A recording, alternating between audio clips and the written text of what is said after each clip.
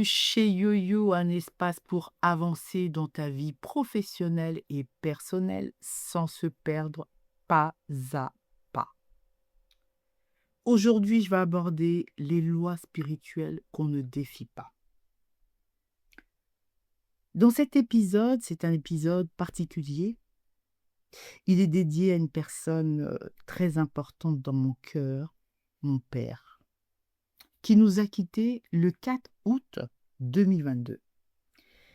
Il y a des histoires qu'on raconte facilement.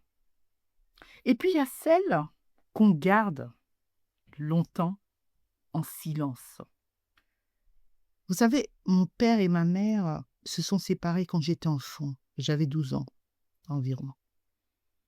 Depuis cette période-là jusqu'à aujourd'hui, je n'ai jamais réellement vécu avec mon père. Et avec le temps, j'ai compris une chose. Parfois,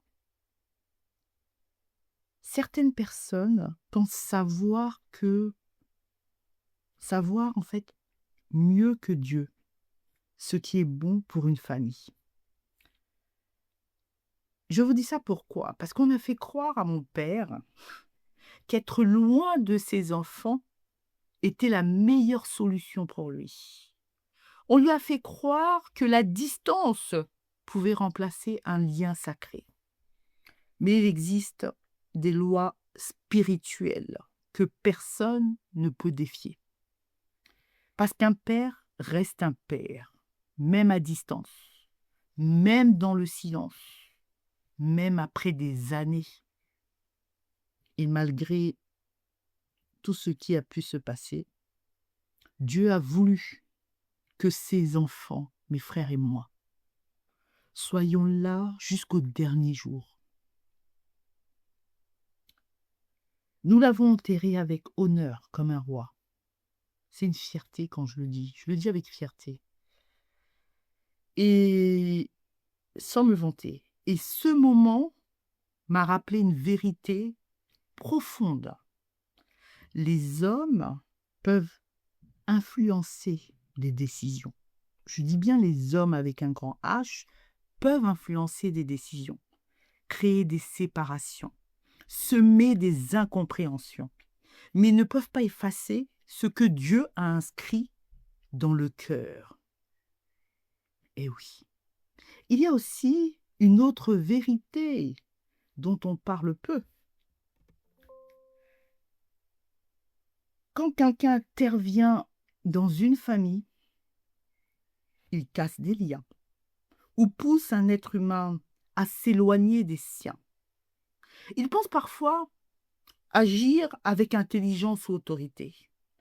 Mais la vie spirituelle obéit à des lois plus grandes que nous. Ce qu'on sème revient toujours. Les blessures provoquées, les divisions créées, les paroles prononcées, tout laisse une trace.